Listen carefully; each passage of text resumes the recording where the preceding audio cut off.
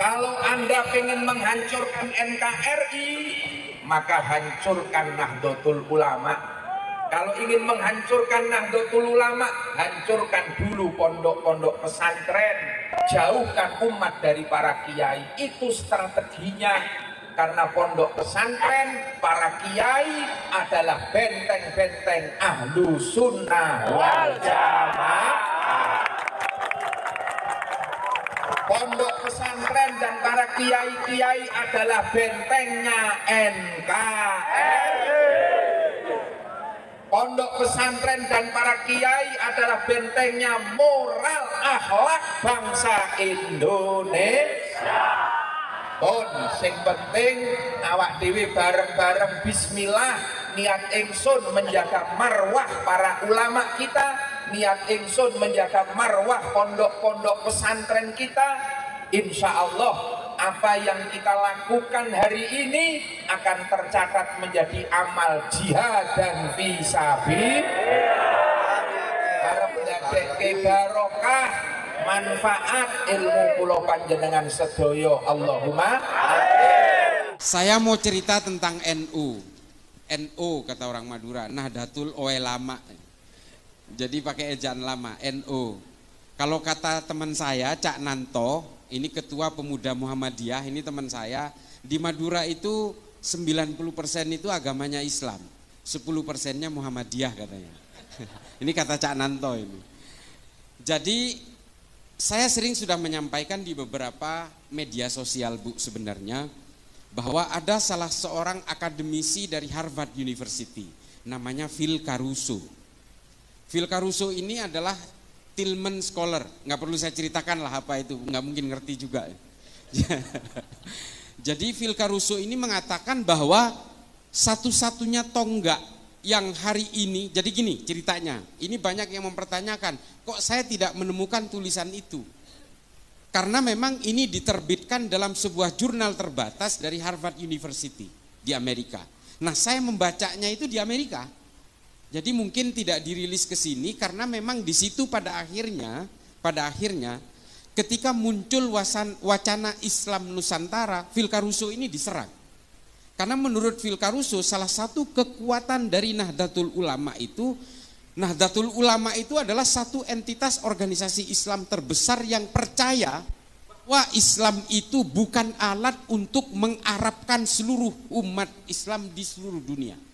Ini NU yang percaya itu, makanya kemudian NU itu hidup dengan metamorfosisnya dan diaspora Islam dimanapun di seluruh dunia, dan hidup dengan kebudayaan dan kearifan lokalnya. Jadi kalau Islam di Uzbekistan, Bu, itu budayanya ya budaya Uzbek.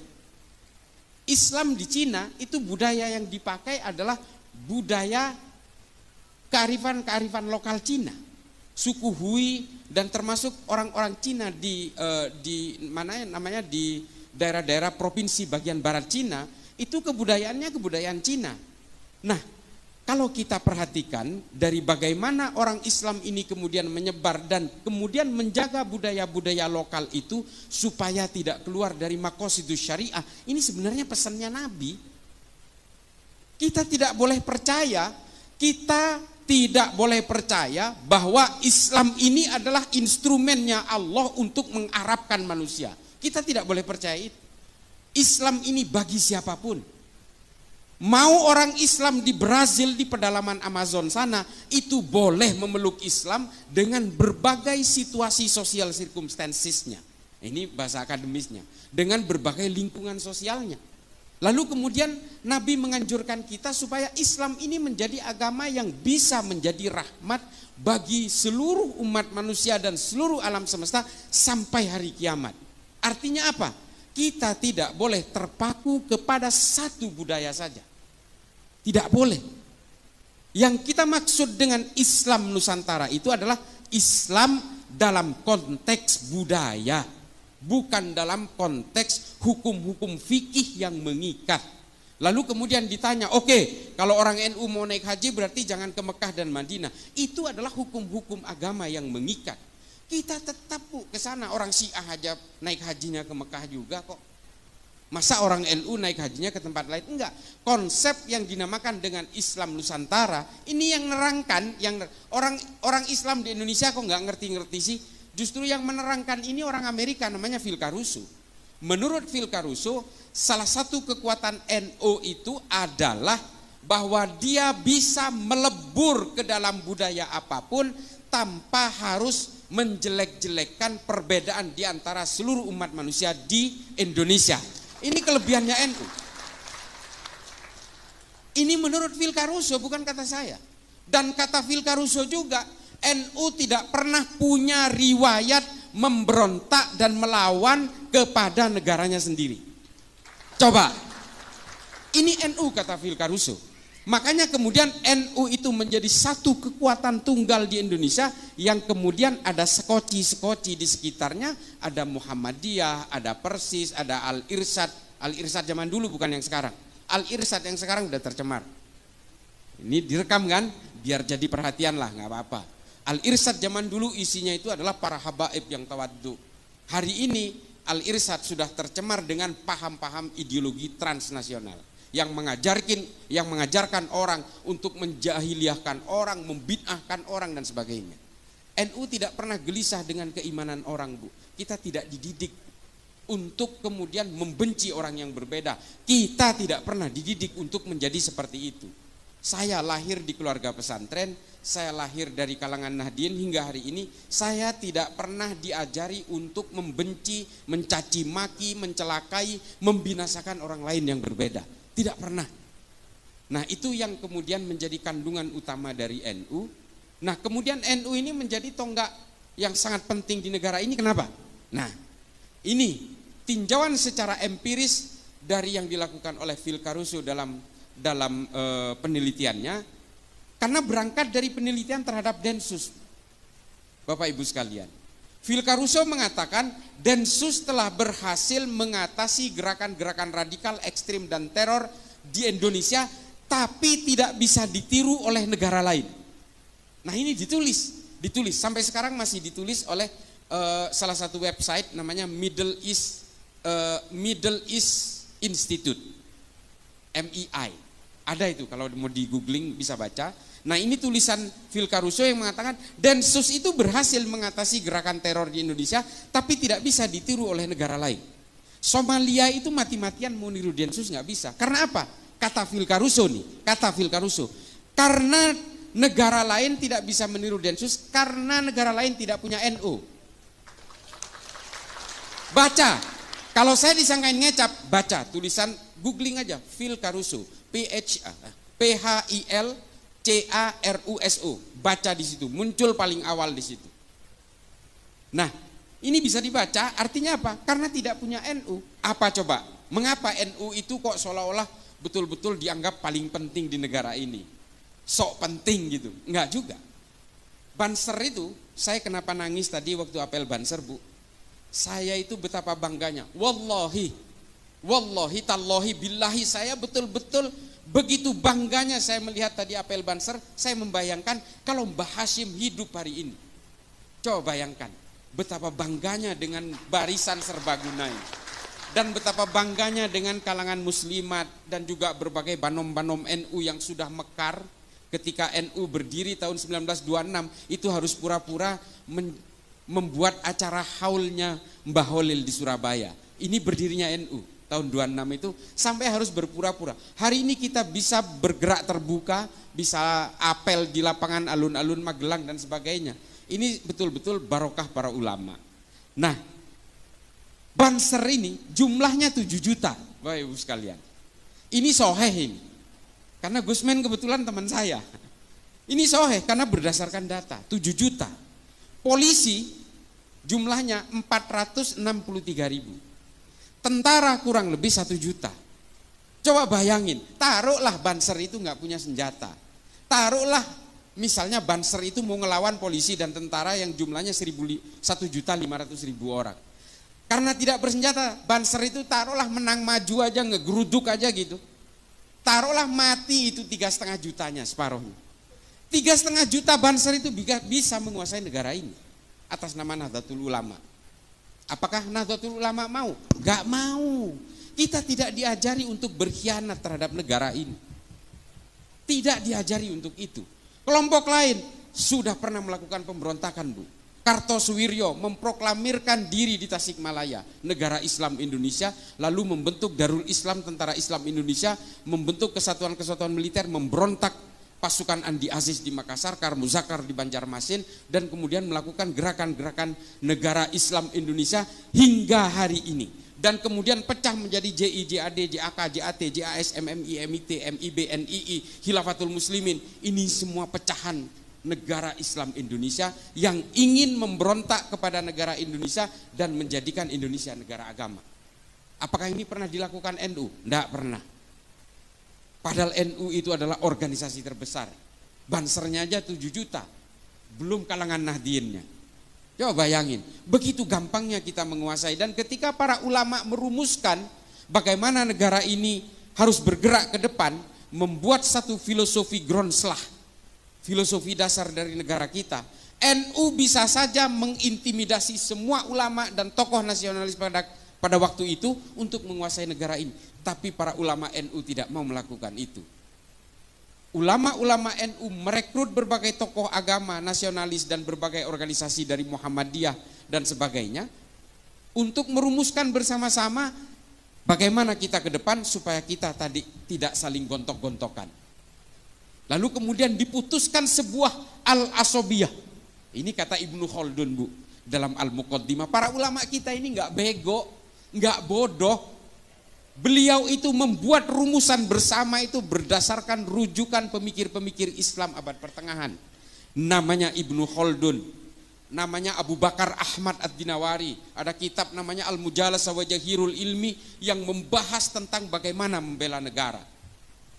Dan kemudian merumuskan Pancasila dengan Bhinneka Tunggal Ika, yang kemudian setelah kita teliti hari ini ternyata terilhami dari tulisan Ibnu Khaldun dalam Al-Muqaddimah pada abad ke-13. Coba, ulama kita ini nggak begitu aja memikirkan itu. Oh, kemudian kalau kita berpikir hari ini al-asobiyah itu adalah Pancasila, ya itulah hasil rumusan para ulama. Karena dulu Nabi ketika menguasai Madinah, beliau langsung membuat satu piagam Madinah sebagai tonggak kesepakatan bersama antara suku Aus dan suku Hazrat, pribumi dan pendatang yang kemudian disatukan dalam Muhajirin dan Ansor, dan menyatukan orang-orang Nasrani dan orang Yahudi menjadi satu entitas bersama bernama negara Madinah dengan piagam Madinah. Piagam Madinah ini mengatur apa? Mengatur hak dan kewajiban yang sama antara orang-orang yang berbeda, ya. Lalu kemudian mengatur juga semua bahwa manusia siapapun di Madinah, harkat dan martabatnya harus semuanya diakui tanpa melihat latar belakangnya, suku maupun agamanya. Nah, dari sini kemudian memecah dua pemikiran tadi yang saya sebutkan. Abu Bakar Ahmad Ad-Dinawari menulis Al-Mujalasah wa Jahirul Ilmi, merumuskan itu. Artinya apa? Membela negara itu adalah hukumnya wajib. Ini juga yang kemudian oleh Mbah Hashim ditekankan kepada kita, kita semua adalah fardhu ain dalam membela negara. Ini semua sanadnya mengalir dari Kanjeng Nabi. Lalu kemudian ada seorang mu'allaf tiba-tiba ujuk-ujuk umur 40 mengenal Islam, namanya Felix Yao, mengatakan membela tanah air tidak ada dalilnya dalam Islam. Saya katakan sedikit kasar, ini goblok namanya. Salah satu korban perang Uhud itu namanya Mukhairik, orang Yahudi. Hanya 2 kitab sejarah yang menerangkan Mukhairik ini sudah memeluk Islam ketika ikut perang Uhud, tapi 8 diantaranya yang lain mengatakan dia masih Yahudi.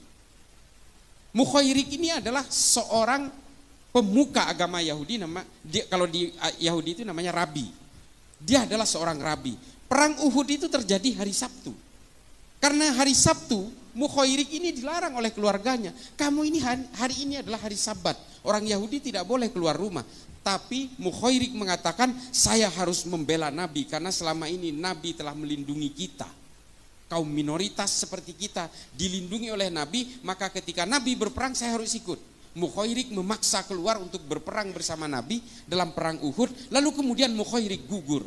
Tapi sebelum Mukhairik berangkat ke perang Uhud, Mukhairik meninggalkan catatan fatwa waris kepada keluarganya bahwa 3 kebun kurma dan 51% dari 51 bagian dari seluruh harta saya, kalau saya mati di perang Uhud, serahkan kepada Nabi. Nah, 2 kebun kurma dan 1 kebun anggur, kalau dalam Tarikh At-Tabari disebutkan. Ini kemudian ketika gugur Mukhairik dalam perang Uhud, semua harta yang difatwa wariskan ini diserahkan kepada Nabi. Lalu Nabi membuat lembaga wakaf pertama di dunia, Baitul Mal pertama di dunia, untuk menyantuni janda-janda perang dan anak-anak yatim karena korban perang. Nah, Baitul Mal pertama yang dibuat oleh Nabi ini modalnya dari mana? Dari orang Yahudi yang namanya Mukhairik. Ini loh yang dimaksud bahwa semua orang punya hak dan kewajiban yang sama dalam satu negara, menjunjung tinggi kesepakatan bersama yang bernama Pancasila, yang pada zaman Nabi disebut Piagam Madinah. Ini Bapak Ibu sekalian, jadi ajaran-ajaran yang dilakukan oleh para ulama NU untuk merumuskan Pancasila sebagai dasar negara ini tidak ujuk-ujuk. Pemikiran Ibnu Khaldun ini kemudian dipakai oleh Adam Smith, John Locke, John Maynard untuk merumuskan demokrasi modern hari ini. Pemikiran-pemikiran tentang dunia kapital, bagaimana aliran modal dipegang negara untuk mengaktifkan UMKM, pedagang kaki lima dan sebagainya, ini berawal dari pemikirannya Ibnu Khaldun dalam Al-Muqaddimah. Gak mungkin baca, udahlah saya baca sampean dengerin aja. Tapi kalau mau tertarik, baca Al-Muqaddimah, komplit tentang politik, ekonomi, sosial dan sebagainya. Karena Ibnu Khaldun ini juga seorang ahli sejarah, Ibnu Khaldun juga seorang polimath, ahli dalam segala hal. Nah, dulu pemikir Islam itu semuanya polimath. Polimath ini artinya adalah bisa apapun. Ibnu Sina itu selain ilmu kedokteran, dia juga bisa mengukur jarak antara bulan dan matahari. Ini Ibnu Sina ini. Hari ini oleh orang-orang Wahabi dikafirkan karena dia orang Persia. Coba. Ini nanti akan saya bahas sedikit di bagian terakhir. Lalu kemudian Al-Khawarizmi, orang Persia yang juga hari ini dikafirkan. Dia yang menciptakan angka 0 dalam matematika. Namanya Al-Khawarizmi, orang Islam, Bu. Yang menciptakan kamera di HP ini, itu orang Islam pertama kali menulis dalam sebuah kitab namanya Al-Haya. Al-Hayah ini tidak dihargai di Arab, kemudian dibawa ke Jerman, lalu kemudian dirumuskan di Jerman, sehingga yang kita kenal hari ini yang menciptakan lensa pertama itu orang Jerman. Itu orang Islam semua. Ya tapi jangan salah juga, Bu. Yang menciptakan ateisme pertama kali, orang yang tidak percaya Tuhan, itu juga orang Islam juga. Jadi keilmuan dalam Islam itu kemudian berkembang dalam berbagai hal, dalam sains, dalam sejarah, ekonomi, filsafat dan sebagainya. Kita ada Tabrizi, Rumi, Imam Ghazali, Ibnu Rushd, kita mengenal tahafud al-falasifah, tahafud at-tahafud, fihi ma fihi. Ini adalah karya-karya monumental para pemikir Islam pada zamannya. Tapi ada juga orang-orang Islam yang mengeluarkan pemikiran-pemikiran ateis. Abul A'la Al-Ma'arri, Abu Bakar Razi, Al-Mukaffa. Ini semua adalah pemikir-pemikir awal yang kemudian pemikirannya dibawa ke Eropa, dirumuskan oleh Darwin, oleh Feuerbach, oleh Ernest Bloch, oleh Karl Marx dan sebagainya. Tapi kemudian 3 orang ini menjadi murtad. Mati dalam keadaan murtad. Yang 2 dipenggal, yang 1 mati karena sakit. Abul A'la Al-Ma'arri ini mati dalam umur 91 tahun karena pemikiran-pemikirannya akhirnya dia terasing. Dan yang kedua dipenggal lehernya karena dianggap murtad, karena mengeluarkan pernyataan dalam bukunya Az-Zulumiyah namanya, itu tidak percaya Tuhan dan tidak percaya Nabi. Nah ini nggak usah kita ikutin, saya hanya cerita aja bahwa bagaimana keilmuan dalam Islam itu berkembang pada abad pertengahan itu, yang kemudian mengilhami berbagai pemikir-pemikir Islam hari ini. Persoalannya kemudian adalah keberagaman kita di Indonesia ini menjadi persoalan ketika muncul aliran-aliran baru, kelompok-kelompok baru demi kepentingan-kepentingan politik. Nah ini Bu, soal politik inilah yang memporak-porandakan semua agama. Semua agama hancur lebur dan terpecah belah menjadi sekte-sekte dan aliran-aliran karena kepentingan-kepentingan politik. Islam terpecah belah karena politik. Orang Islam membunuh Sayyidina Utsman, orang Islam membunuh Sayyidina Ali, membunuh Sayyidina Hasan, Sayyidina Husain, terlibat dalam perang sesama orang Islam, perang Jamal, perang Siffin, perang Hurrah, perang Nahrawan, perang Zab. Ini perang sesama orang Islam karena apa? Karena persoalan-persoalan politik. Di dalam Kristen juga karena persoalan politik memecah belah Kristen, pecahnya Katolik dan Protestan juga karena persoalan politik. Perang 30 tahun membunuh 8 juta orang Kristen di Eropa. Perang di Arab Saudi ketika terjadi pepecahan keluarga Ibnu Saud dan keluarga Ibnu Rashidin juga karena persoalan politik membunuh 13.000 Muslim di Saudi Arabia. Dan perang-perang yang lain yang membunuh puluhan ribu orang Muslim, para sahabat dibunuh oleh sahabat yang lain dalam perang Hurrah, keturunan Nabi dengan keturunan Nabi yang lain, zuriyah dengan zuriyah saling berperang dalam perang Zab untuk kepentingan-kepentingan politik. Kepentingan-kepentingan politik inilah kemudian yang memecah belah kita hari ini. Ada dua kelompok Wahabi Salafi. Ini saya selalu bawakan, ini saksinya dari Densus. Kami ini senantiasa bertemu dengan tangkapan-tangkapan teroris, Bu. Sama pemahamannya, ziarah kubur haram, musik haram, ini haram, wayang haram, haul haram, tahlilan haram, semua diharamkan. Kalau hari ini masih ada orang-orang Wahabi Salafi yang masih sejuk-sejuk, itu awal-awal aja. Produk akhirnya nanti jadi teroris juga.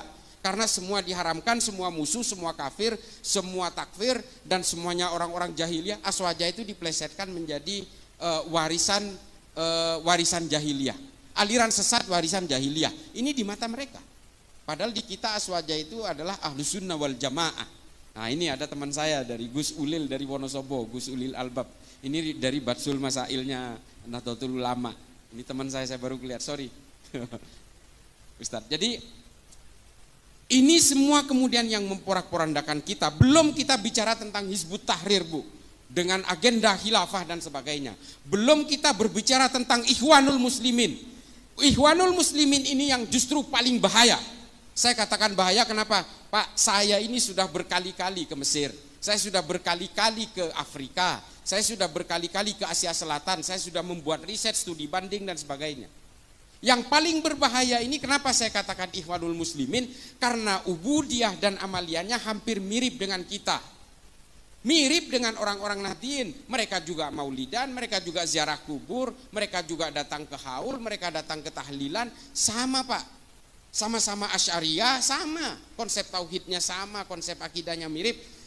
Apa yang kemudian membuat berbeda antara orang Ikhwanul Muslimin dan Nahdien? Cita-cita politiknya berbeda. Itulah mengapa, ini mohon maaf, silahkan berbeda pandangan, nanti silahkan konfirmasi ke saya. Mengapa saya selalu melawan fatwa-fatwa dari Ustadz Abdus Somad? Mengapa saya melawan itu? Karena satu, dia tetap mengglorifikasi khilafah. Yang dikutip adalah dari perkataan Imamul Hakim dalam Al-Mustadrak Alas Sahihain. Saya udah baca juga kitabnya. Sama Pak, kita udah pelajari juga. Dan ini dihantarkan kepada orang-orang awam seolah-olah kita wajib bercita-cita menegakkan khilafah. Ini yang dijadikan kutipan adalah kitabnya Al-Mustadrak Ala Sahihain. Saya udah baca juga. Mengapa saya katakan ini salah? Rujukan ini, Imamul Hakim menulis Al-Mustadrak Ala Sahihain ini ketika dia sudah pikun. Makanya Az-Zahabi mengatakan ini tidak boleh dijadikan rujukan. Karena apa? Imamul Hakim terpengaruh oleh kekuatan-kekuatan politik pada zamannya. Gak boleh dijadikan rujukan. Lalu kemudian yang kedua yang saya lawan dari fatwanya UAS adalah dia menghalalkan dan menganggap jihad istishhadiyah kepada orang yang melakukan bom bunuh diri di Palestina. Bom bunuh diri ini tidak ada jihad-jihadnya Pak. Bunuh diri ya bunuh diri aja. Yang kedua, perang Palestina dan Israel bukan perang agama. Ini perang politik. Kalau ini perang agama, orang Islam di Arab sudah ikut berperang bersama-sama Pak. Enggak ada satupun. Bahkan Arab Saudi, Mesir, dan Turki bersahabat dengan Israel. Mengapa bisa begini? Karena ini perang politik. Dan perang di Israel itu terjadi ribuan tahun sejak zaman Islam belum ada. Sejak zaman Islam belum membentuk menjadi satu agama di Mekah. Masih dalam berbentuk harokah-harokah Islam itu, perang di Yerusalem itu sudah terjadi. Perang antara Titus Vespasian, Charlemagne, pasukan Templar, pasukan-pasukan dari Kekaisaran Bizantium itu sudah berperang di Yerusalem. Ini tulisannya lengkap soal ini. Ada seorang Yahudi dan juga seorang Islam yang menulis tentang kehidupan perang di Baitul Maqdis ini. namanya Simon Sebag Montefiore. Silakan baca. Artinya perang antara Palestina dan Israel ini bukan hanya terjadi hari ini, sudah terjadi berabad-abad yang lalu. Jauh sebelum Islam itu membentuk menjadi sebuah agama di Mekah. Ini loh, makanya saya selalu tantang semuanya ini, orang-orang yang masih mengglorifikasi Ikhwanul Muslimin ini, udahlah nggak usah pura-pura lah. Kalau memang pengen khilafah, marilah kita berdiri tegas saja. Kalian anti Pancasila, ya sudah, keluar dari negara ini. Begitu saja, nggak usah berpura-pura, sama-sama melawan Wahabi. Oke, di situ kita sepakat melawan gerakan Wahabi. UAS juga sering melawan gerakan Wahabi. Kita sepakat untuk itu. Tapi jangan giring bangsa ini kepada orang-orang yang terus membenci kepada orang yang berbeda. Di dalam salib ada jin kafirnya. Nggak usah lah, nggak usah menghina sesembahan orang lain, kata Allah. Ya kan? Di Quran kan jelas, jangan menghina sesembahan orang lain, karena orang lain akan menghina Tuhanmu tanpa ilmu pengetahuan. Jelas kok di Quran itu. Kenapa kita selalu menghina sesembahan orang lain? Enggak usah, tunjukkan Islam itu sebagai agama yang bisa menjadi rahmat bagi seluruh alam semesta. Supaya apa? Supaya orang-orang yang belum berislam ini tertarik kepada Islam karena kedamaiannya. Bukan karena bakar, bunuh, gantung. Bukan karena itunya. Kan miris Pak. Ada juga kelompok lain di dalam kita yang memecah belah kita hari ini. Kelompok FPI. Ini mohon maaf Pak, kalau masalah kita itu suruh takdim kepada para habaib, jangan kalahin orang NU.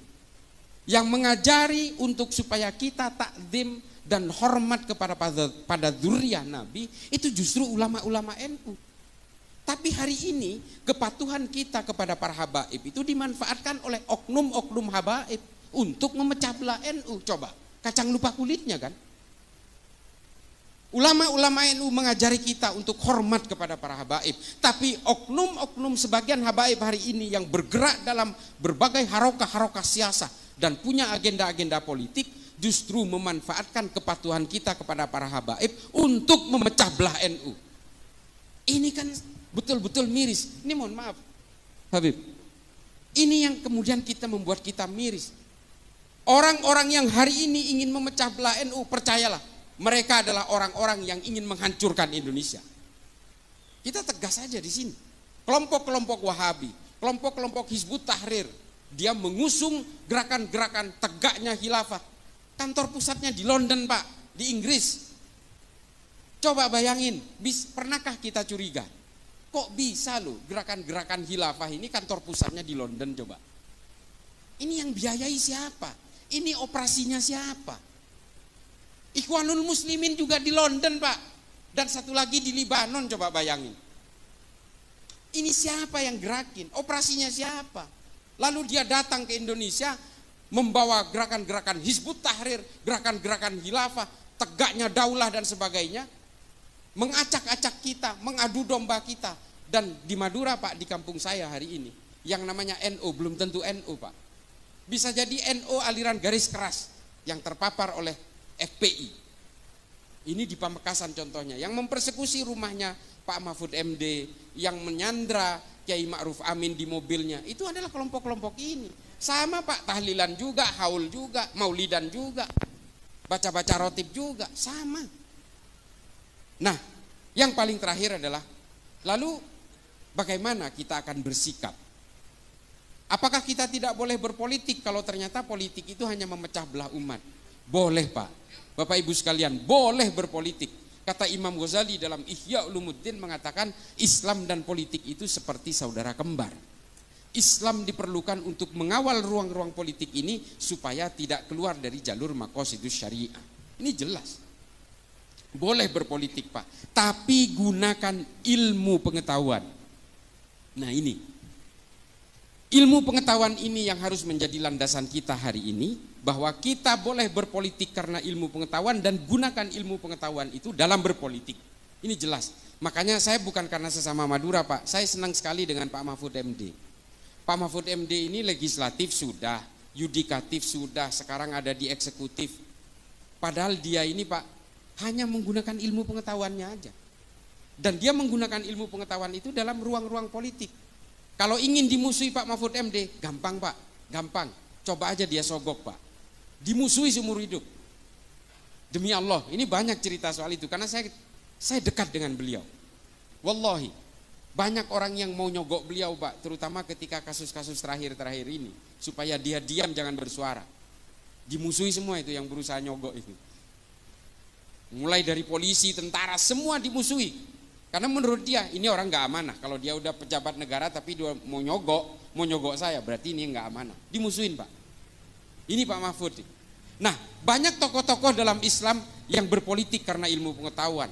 Ada Muhammad As'ad, ada Muhammad Iqbal, ada Harun al-Rasyid. Ini semua adalah orang-orang yang kemudian menjadi pemimpin, menjadi pejabat negara, tapi menggunakan ilmu pengetahuannya. Ada Fazlur Rahman dan sebagainya. Hari ini apa yang terjadi? Kita meninggalkan ilmu pengetahuan dari dalam dunia politik kita. Yang terjadi adalah apa? Ambisi-ambisi kekuasaan. Sehingga apa? Ketika ambisi kekuasaan ini dipaksakan untuk hidup dalam negara itu atas nama agama, yang terjadi adalah apa? Upaya membuat gerakan-gerakan revolusioner. Karena apa? Kita terilhami oleh para pemikir-pemikir politik dalam Islam seperti Muhammad Qutb, Said Qutb dan sebagainya. Hasan al-Banna, ini yang kita ilhami hari ini. Sehingga apa yang kita lahirkan hari ini? Abu Bakar Ba'asyir, Oman Abdurrahman, Abu Bakar al-Baghdadi, Osama bin Laden, ini Aiman al-Zawahiri. Ini yang kita lahirkan hari ini. Kita tidak lagi melahirkan Ibnu Sina, Al-Farabi, Al-Kindi, Al-Khawarizmi, Tabrizi, Rumi, Imam Ghazali. Kita tidak lagi Ibnu Khaldun. Kita tidak lagi melahirkan mereka-mereka ini semua. Yang kita lahirkan adalah orang-orang yang mengglorifikasi kekerasan, pembunuhan, perang dan sebagainya. Upaya-upaya revolusi, gerakan-gerakan toli'ah. Nah, ini kan miris Pak. Islam itu pernah berjaya karena ilmu pengetahuan, bukan karena politik. Itu lihat di YouTube saya dengan Bang Akbar Faisal. Saya bisa buktikan itu semua secara empirik dan historik. Kita tidak pernah berjaya dalam dunia politik. Kalau kita berjaya dalam dunia politik, sampai hari ini mungkin politik Islam sudah berjaya di mana-mana. Tidak Pak. Di Granada tumbang abad ke-14. Kekhalifahan Turki Utsmani tumbang 1924. Dan akhirnya yang terjadi apa hari ini? Monarki-monarki di negara Arab yang masih mengatasnamakan Islam. Padahal semua itu adalah untuk kejayaan keluarganya mereka. Kejayaan dinasti-dinasti. Ini bukan politik Islam, ini politik keluarga aja. Seperti Ibnu Saud, di Qatar, Kuwait, ini kan keluarga semua. Nah, ini kan mulkan-mulkan yang sebenarnya hanya mengatasnamakan Islam, tapi sebenarnya nggak Islami juga. Orang-orang dari kerajaan-kerajaan Kuwait, Qatar dan sebagainya, kalau ke Eropa mereka pakai bikini juga Pak, Bu, mereka pakai bikini juga, ya artinya mengumbar aurat juga, sama karena mereka memang tidak Islami. Ini adalah kekuasaan-kekuasaan politik. Makanya Islam ini hanya bisa dijayakan sama seperti ketika Baitul Hikmah di Baghdad, ketika Baghdad menjadi epicentrum peradaban dunia. Mari anak-anak kita rangsang untuk memajukan ilmu pengetahuan dalam Islam, belajar semua keilmuan dalam Islam yang sangat ini seperti samudra Bu. Saya ini sampai sekarang Bapak Ibu sekalian, saya itu baca buku itu 1000 halaman per bulan. Ini ada ajudan saya ini. Saya itu di mobil, di rumah, di kantor kadang-kadang, di pesawat, saya selalu baca buku. Karena saya meyakini dengan membaca buku, saya bisa menularkan kepada generasi-generasi berikutnya. Islam ini kalau menjauh dari ilmu pengetahuan dan hanya mendekat kepada kekuasaan-kekuasaan politik, pada akhirnya Islam ini tidak akan menarik.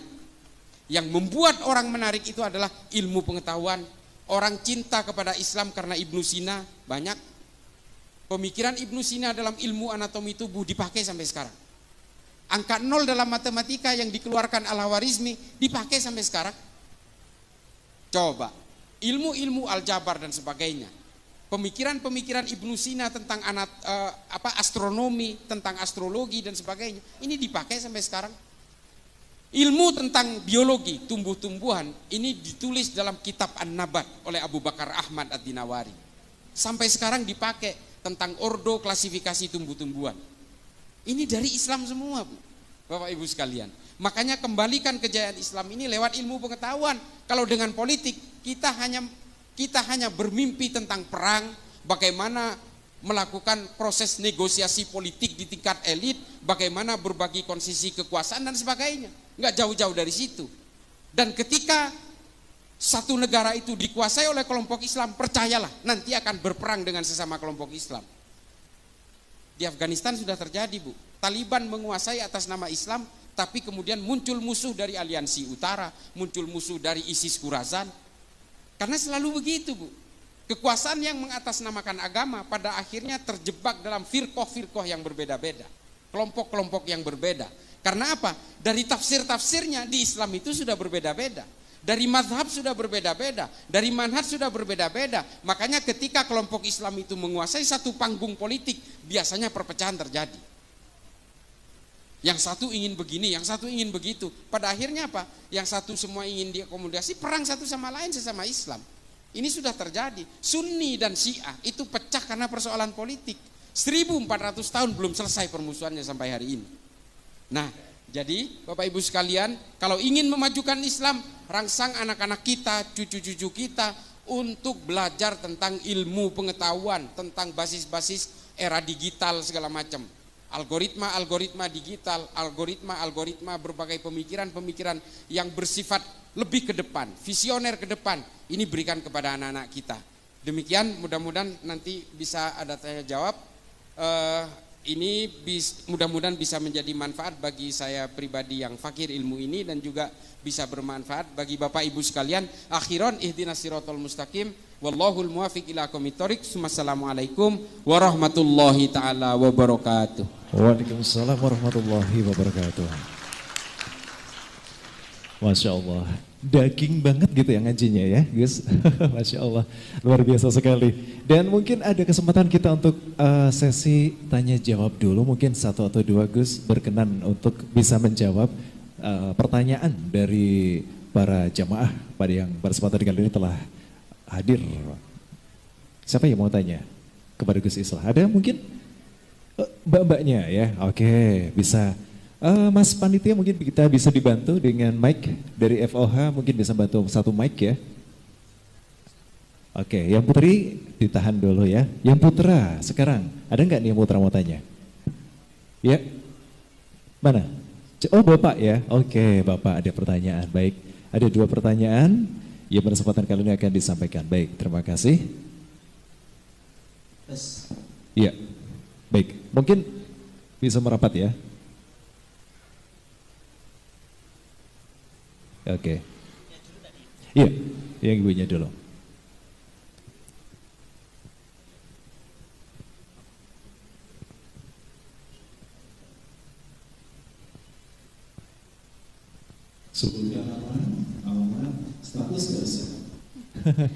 Assalamualaikum warahmatullahi wabarakatuh. Waalaikumsalam warahmatullahi wabarakatuh. Nepangaken kawula ati perwakilan dari PC ISNU Kabupaten Magelang. Alhamdulillah ketuanya juga dari Untidar, Pak Ibrahim, matur nuwun sanget. Untidar menika saged rawuh, Pak Profesor, niki kula perwakilan nggih. Di sini saya ingin bertanya kepada Kang Bogi, bagaimana untuk melanjutkan tawaran panjenengan mengenai pelatihan napa nggih pengkaderan di kontra narasi. Mangke narahubungnya bagaimana? Kayaknya kok ini oleh-oleh yang sangat luar biasa di menyambut 1 abad NU ini. Semoga kader-kader NU kita berkualitas. Saya takjub banget saged rawuh saged silaturahim di sini, kok ada oleh-oleh ini. Terus saya itu aja. Saya langsung di follow up ya? Gitu. Yeah. Kersane ada tindak lanjutnya, tidak hanya omong kosong ngoten nggih. Yeah. Terima kasih dari saya. Wassalamualaikum warahmatullahi wabarakatuh. Waalaikumsalam warahmatullahi wabarakatuh. Baik, berikutnya yang di belakang dari Mas Moy. Bapak, ya. Assalamualaikum warahmatullahi wabarakatuh. Waalaikumsalam. Alhamdulillah saya bisa datang ke sini, saya bersyukur sekali bisa ketemu sama Cak Islah. Saya kagum dengan beliau karena banyak sekali melihat video beliau. Alhamdulillah. Dan seperti yang dikatakan Pak Bugi tadi, kontra narasi itu sebetulnya juga bermasalah buat kami yang sering melakukan kontra narasi di grup-grup WA ataupun grup-grup lainnya. Yang itu juga menyebabkan kami itu jadi seakan dimusuhi sama mereka. Karena yang melakukan kontra narasi itu sangat sedikit dibanding orang-orang yang menyebarkan hoax dalam grup. Salah satunya cara saya menjawab adalah menggunakan kalimat-kalimat dari Cak Islah. Kalau itu belum jelas, saya kirimkan videonya secara utuh. Dan itu pun belum bisa diterima. Akhirnya terjadi permusuhan yang keras sampai-sampai datang ngonek-ngonek. Itu terjadi. Ya, itu mungkin juga karena yang pingin melakukan kontra narasi itu berpikiran alah gitu aja kok repot nengke wae. Nah, sebetulnya kelemahan dari kita khususnya warga NU itu untuk melakukan kontra narasi itu mungkin berpikir ngene iki wis ayem. Atau mungkin juga bahan ilmu untuk menjawab itu juga kurang karena kemungkinan mereka itu banyak yang terlatih yang didoktrin sama ustadz-ustadz mereka di mana pengajian yang mereka ikuti itu banyak ilmu yang digunakan untuk mereka melakukan penyerangan-penyerangan terhadap pemerintah ataupun Islam yang tidak sepaham dengan pemikiran mereka. Ya, pertanyaannya Bapak mohon izin. Yang jadi pertanyaan saya, seakan-akan kenapa kok sekarang banyak pengajian yang menyebarkan doktrin-doktrin yang saya anggap itu memusuhi Islam yang tidak sepaham dengan mereka, memusuhi pemerintah, itu kok seakan-akan tetap berjalan dengan tenang. Khususnya adalah yang di lingkungan universitas. Saya banyak bertemu dengan anak-anak yang dulunya dia itu rajin mengikuti pengajian saat kuliah. Setelah selesai kuliah itu jadi orang yang keras. Nah, apakah benar Pak untuk pengajian-pengajian di lingkungan universitas yang keras-keras itu memang didiamkan saja, ataukah ada trik lain untuk menghambat mereka untuk menyebarkan ajaran-ajaran yang melawan pemerintah ataupun menjelek-jelekan aliran yang tidak sepaham dengan mereka gitu. Ya. Itu aja. Assalamualaikum warahmatullahi wabarakatuh. Waalaikumsalam warahmatullahi wabarakatuh. Ya, cukup dua saja terlebih dahulu ya karena waktu saya terbatas. Kami persilakan kepada Gus Islah atau Kombes Pol Pogi.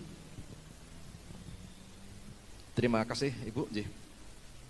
Untuk program kontra narasi, gambaran saya, kami aja yang di Sulawesi Tengah, di Poso masih ada lagi daerah yang masuk lagi kabupaten. Itu aja kita kirim. Apalagi yang ada di Magelang. Ya, kita hanya 5 jam saja dari kantor kami. Nanti silahkan catat nomor saya nanti habis ini kita diskusi. Kira-kira nanti modelnya bagaimana? Apakah kemudian dari PCNU atau mungkin dari para pondok pesantren, kita siap untuk menghadirkan tim kita. Untuk yang tadi mahasiswa Pak, tadi sudah saya sampaikan juga bahwa radikalisasi itu tidak hanya terjadi di lingkungan masyarakat, tapi di lingkungan dunia pendidikan. Banyak mahasiswa yang kemudian terpapar dalam hal pemikiran, ya, dan bahkan mahasiswa kemudian menjadi pelaku teror, dia ahli bom yang kemudian ditangkap di wilayah Sulawesi Tengah itu dari mahasiswa dari salah satu universitas terkemuka di Indonesia. Ya. Jadi memang radikalisasi yang kemudian dibawakan oleh kelompok misalnya HTI itu banyak merambah ke dunia pendidikan. Bahkan dalam rilis terakhir dari BNPT kalau tidak salah ada indeks radikalisasi anti Pancasila itu di beberapa universitas itu ada, termasuk universitas negeri itu ada juga. Nah ini menjadi garapan kami sekarang. Ya, bagaimana kemudian kita bisa menangkal, mencegah radikalisasi yang terjadi di lingkungan mahasiswa. Karena ini berbahaya Pak, sangat berbahaya. Di mana sebenarnya otak-otak mahasiswa yang produktif untuk membangun negara ini ternyata hanya dicokoki oleh doktrin-doktrin yang kemudian mereka ingin jalan singkat untuk menjadi seorang mukmin ya dalam kacamata mereka. Sehingga apa? Salah satunya adalah ya mengkafirkan sistem yang ada di negara ini, sistem pemerintah, ya kita togut dan sebagainya, yang akhirnya nanti tujuan utama adalah mereka bagaimana bisa menyongkong adanya khilafah yang ada di Indonesia, yang kemudian ini bisa membahayakan negara ini kalau kemudian dari lingkup pelajarnya, mahasiswanya yang produktif sebenarnya untuk membangun bangsa itu kemudian terpapar oleh virus yang namanya virus radikalisme ini. Begitu Pak. Ya, sekali lagi itu ada Pak, dan itu sedang menjadi perhatian khusus dari negara terkait penyebaran radikalisme di lingkungan kampus atau mahasiswa. Terima kasih. Baik, terima kasih ya. Baik, mungkin Gus Islam mau menambahkan sedikit saja.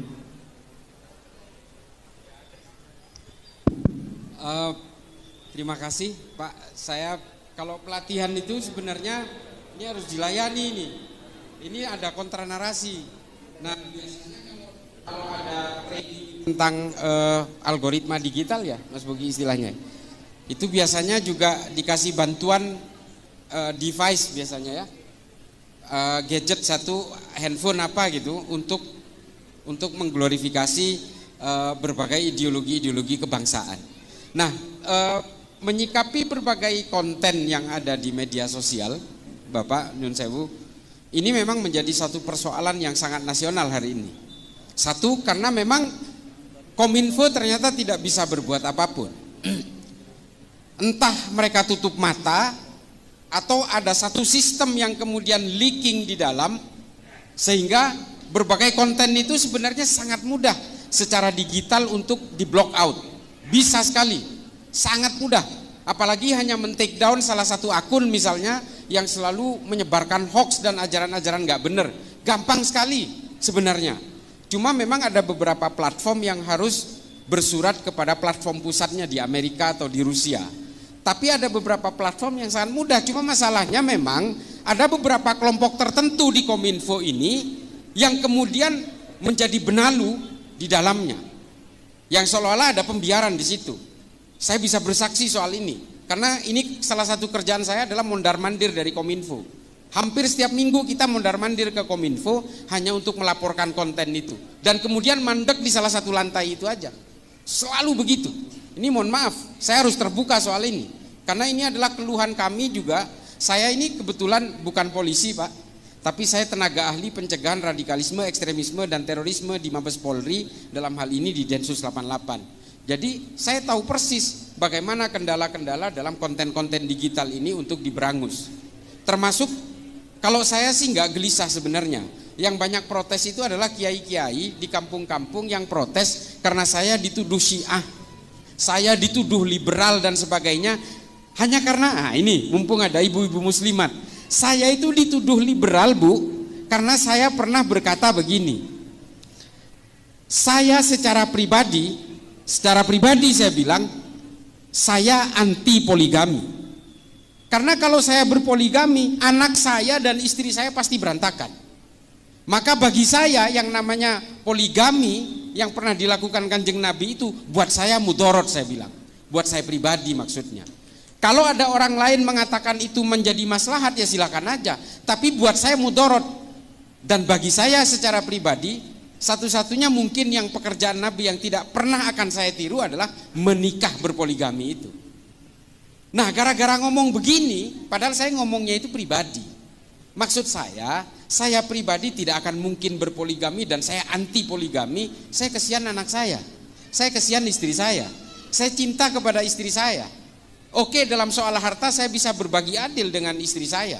Tapi kalau soal perasaan kan nggak bisa dibuat adil seadil-adilnya. Nah makanya kemudian saya diserang liberal karena mengatakan itu. Ya ini kan saya pribadi. Ya gitu ya. Nah ini saya supaya, nah tudingan-tudingan Syiah, tudingan-tudingan saya anti poligami disimpulkan kemudian menjadi liberal, ini anteknya Yahudi, ini anteknya orang Kristen untuk merusak Islam. Nah ini ada di media sosial. Saya sendiri sudah mengajukan bahwa ini fitnah. Saya melaporkan ke polisi, percuma juga. Orang kalau membenci Bu, tidak bisa dihentikan dengan pemenjaraan. Benci ya benci aja gitu. Yang bisa membuat mereka itu tidak benci adalah kesadaran di dalam sanubari dan di dalam nuraninya mereka. Makanya saya tidak mau laporin mereka ke polisi, tapi atas usulan dari para kiai di daerah-daerah, terutama dari kiai-kiai NU, Gus ini bahaya buat sampean, nanti sampean karena ini disampaikan berkali-kali bahwa sampean ini Syiah, sampean liberal, nanti pada akhirnya banyak orang yang percaya. Nah ini saya mengajukan take down terhadap konten-konten ini saja, ini tidak pernah dilaksanakan oleh Kominfo. Untungnya yang men-take down itu Allah. Yang paling getol menyerang saya Syiah dan liberal itu ada kiai, katanya kiai, menurut saya bukan, itu di Jember, nama akunnya Benteng Akidah. Ternyata dia meniduri 14 santrinya dan 1 ustadahnya, namanya Fahim, sekarang udah di penjara. Ternyata Allah yang men-take down dia, bukan, nggak perlu Kominfo. Karena yang menyuarakan bahwa saya ini dibiayai oligarki, saya ini Syiah, saya ini liberal, ini orang ini pertama kali. Hanya untuk menghujat saya, dia membuat 6 konten di YouTube-nya, coba bayangin. Hanya untuk menghujat saya. Ya alhamdulillah, Allah mungkin yang tidak terima, akhirnya ditunjukkan oleh Allah kepada kita semua kejahatan dia. Dan ternyata memang dia punya masalah dengan persoalan-persoalan nafsu seksualnya ini. Akhirnya ya diringkus sama polisi ya. Ya kita sih tidak mau ingin membuka aib saudara-saudara kita, tapi pada akhirnya kita itu jangan pernah tertipu oleh jubah-jubah agama. Jangan pernah tertipu oleh mereka yang membajak kesalehan-kesalehan. Karena kita semua ini sejatinya adalah pendosa. Kita semua ini adalah pendosa. Yang tidak punya dosa itu hanyalah Nabi. Jangan kemudian kita merasa paling suci dan kemudian kita merasa berhak untuk menghakimi orang lain bahwa orang lain pasti masuk neraka, kita pasti masuk surga. Janganlah. Jangan pernah menyerobot hak-hak Allah dalam menentukan penghakiman dan juga menentukan siapa kafir, siapa bukan kafir. Jangan serobot. Udahlah, kita ini hidup biasa aja, kita beribadah kepada Allah, kita menjunjung tinggi kemanusiaan dan kedamaian, mari majukan Islam dengan ilmu pengetahuan. Sederhana, itu aja. Terima kasih, terima kasih.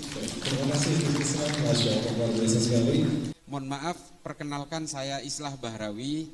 Saya bukan kiai, bukan ustadz, bukan gus, karena yang kiai itu kakek saya. Bapak saya orang biasa, bapak saya orang melarat, pedagang, bukan pedagang sih, pemulung tepatnya di Jakarta itu. Pemain, kalau di sini pemain ketoprak Bu, bapak saya itu, tapi di Madura.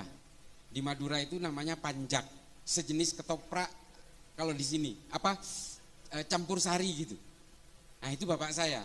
Tapi bapak saya ini muridnya Yai Usman Jatipurwo. Jadi bapak saya meskipun pemain campur sari itu, bapak saya itu ahli torikoh dari Naqsabandiyah. Nah jadi kakek saya yang kiai kebetulan santri terakhir dari Syekhona Khalil bin Abdul Latif dari Bangkalan. Satu angkatan dengan Kiai As'ad Syamsul Arifin dari Sukorejo. Itu kakek saya. Itu aja, saya lahir di Madura. Saya sudah tua, umurnya 52 tahun. Saya sempat mondok di pondok pesantren Syekhona Khalil di Bangkalan 3 tahun. Kemudian saya kuliah di Jakarta, lalu saya belajar, nah ini, saya belajar Islamnya kebalik.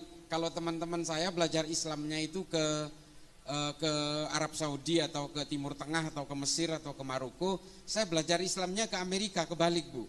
Saya belajar sejarah dan filsafat Islam di Zaytuna Institute di California. Jadi campur aduk, tapi insya Allah saya tetap Ahlus Sunnah wal Jamaah dan sejak lahir insya Allah sampai saya mati tetap Nahdiyin sejati. Niyah Al-Fatihah. A'udzubillahiminasyaitonirrajim. Bismillahirrahmanirrahim. Alhamdulillahirabbil alamin arrahmanirrahim maliki yaumiddin. Iyyaka na'budu wa iyyaka nasta'in ihdinas siratal mustaqim siratal ladzina an'amta 'alaihim ghairil maghdubi 'alaihim waladdallin amin. Bismillahirrahmanirrahim. Allahumma sholli ala sayyidina Muhammad. Amin ya Allah. Amin ya Allah. Amin ya Allah. Rabbana wa qina adzabannar wa qina adzabannar wa qina adzabannar wa adkhilna jannata ma'al abrar ya aziz ya ghaffar ya alamin. Subhana rabbika rabbil izzati amma yasifun wa salamun alal mursalin walhamdulillahi rabbil alamin. Matur nuwun, wassalamualaikum warahmatullahi wabarakatuh.